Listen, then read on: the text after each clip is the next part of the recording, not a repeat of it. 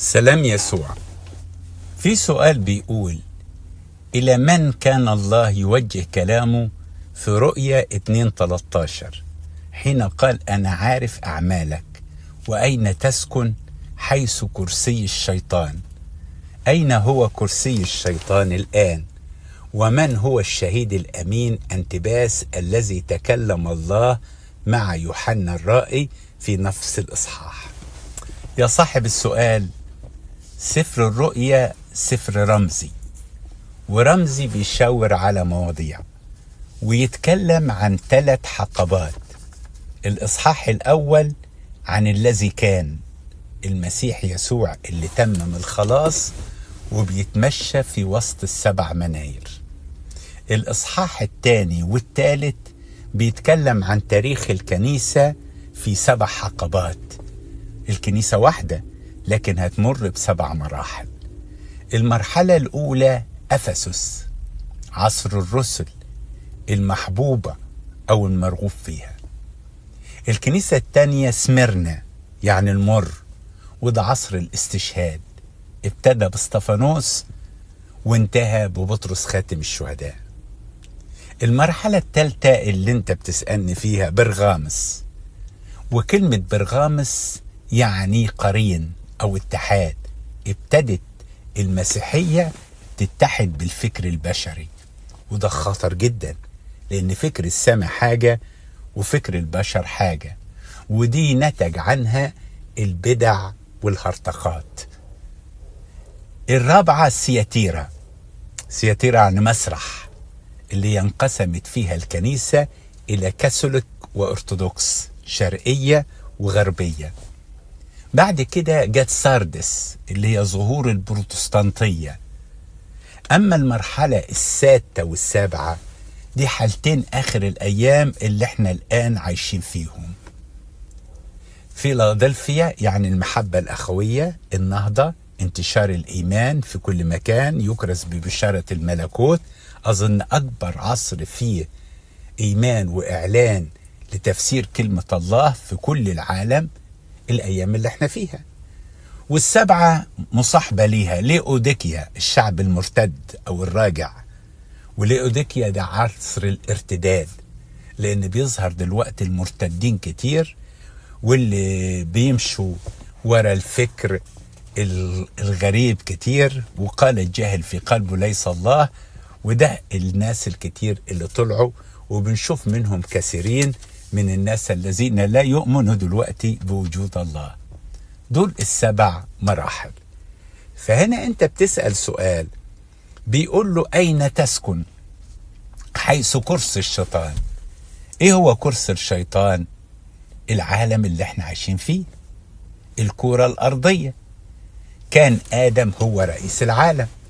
لما أسقط الشيطان آدم، صار آدم وحواء عبيد للشيطان، وصار الشيطان رئيس هذا العالم.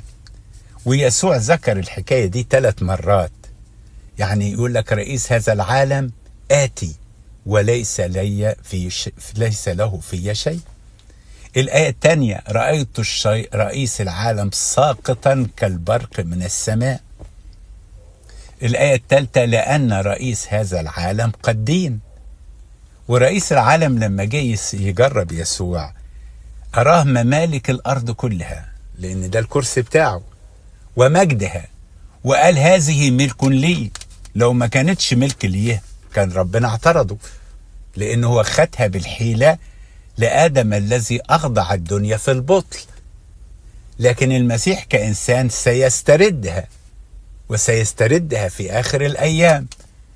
جاء في الأول ليصنع الخلاص، ولكن سيأتي ثانية لينزع المعاسر، يمسك الوحش والنبي الكذاب والشيطان والناس الأشرار ويطرحهم في البحيرة المتقدة في النار والكبريت. وآخر عدو هينطرح هو الموت. ينتهي، مفيش حاجة اسمها موت بعد كده. فهنا بيقول له لكنيسة برغامس البضع والهرطقات انك انت تسكن حيث كرسي الشيطان. الشيطان حكيم، حكيم جدا، والكتاب المقدس قال لنا: كونوا حكماء كالحيات وبسطاء كالحمامة. حكمة الحية تخليك شيطان، وبساطة الحمامة تخليك عبيط. لكن انت لازم تكون عندك البساطة اللي مش موجودة في الحية، وعندك حكمة اللي تخليك تتشبه بالحية في حكمة واحدة مش كل أحكام الحية. ايه هي حكمة الحية الوحيدة اللي ربنا عايزنا نتشبه بيها؟ لما يجي حد يقتلها، عارفة ان موتها في راسها، فتخبي راسها وتقدم جسمها، تقطع في جسمها زي ما انت عايز، وتتألم وتتبهدل. ولكن طالما الراس حية، حتى لو قطعت جسمها حتى ترجع وتربي جسد تاني وتكمل حياتها. يعني عارفة ان حياتها في راسها. فاحنا حكمة الحياة بالنسبة لنا راسنا المسيح واحنا الجسد. يعني جسدنا لو اتقطع لكن نتمسك بالراس وبالإيمان به، ودي تخلينا لا يكون موت لعبيدك بل هو انتقال. دي الصورة الكاملة. فبيقول له أين تسكن حيث كرسي الشيطان؟ عصر البدع والهرطقات ربنا بعت واحد اسمه أنتيباس شهيدي. كلمة شهيدي يعني مش استشهد، يعني شهد ليا. مين أنتيباس ده؟ كلمة أنتيباس كلمة يونانية معناها ضد الكل أو ضد العالم. وأظن أنت عرفت من هو أنتيباس. الشيطان جه قال لأثناسيوس الشيطان ضدك العالم ضدك يا أثناسيوس. قال له أنا بنعمة المسيح ضد العالم.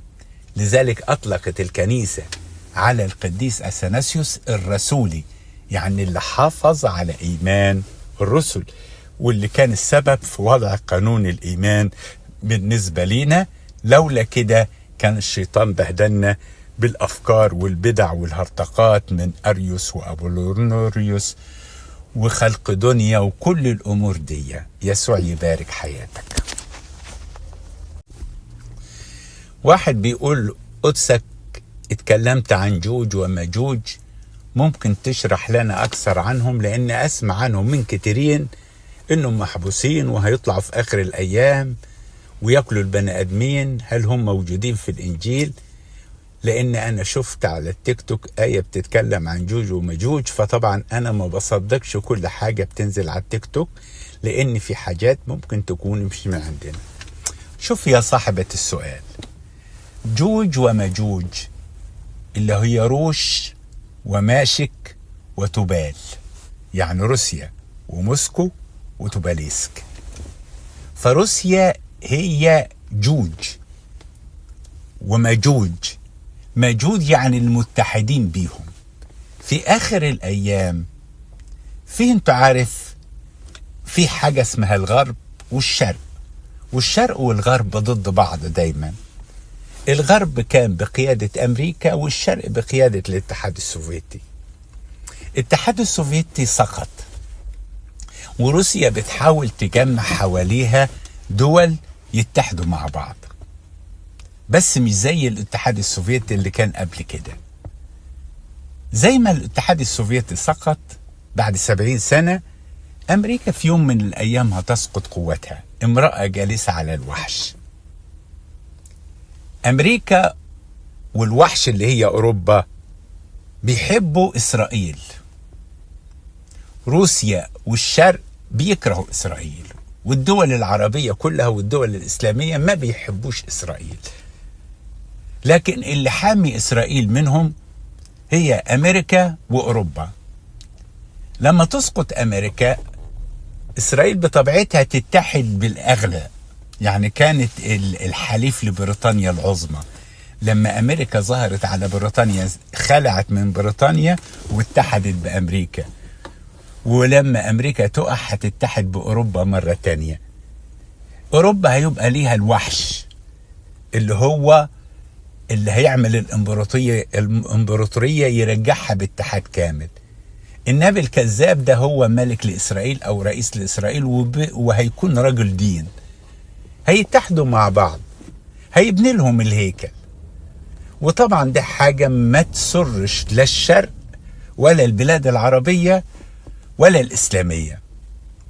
بمجرد ما تحصل الضيقة العظيمة ويقع أوروبا الوحش والنبي الكذاب، في في الحال روسيا هتتحد مع إيران والصين وتركيا والبلاد العربية والبلاد الإسلامية، وبيسموهم جوج ومجوج، يجوا ويحوطوا بأورشليم عشان يمسحوها باستيكا. وهنا اليهود هتنفتح عينهم على المسيح وهيصرخوا له، ولما يصرخوا له هيعلن لهم إيمان بيه. لما يعلن لهم بالإيمان بيه هيجي ويحارب 200 مليون دول اللي جايين يحاربوا. لكن تقول إنهم محبوسين وما محبوسينش وياكلوا البني آدمين، الكلام ده ملوش أي أساس. يسوع يبارك حياتك.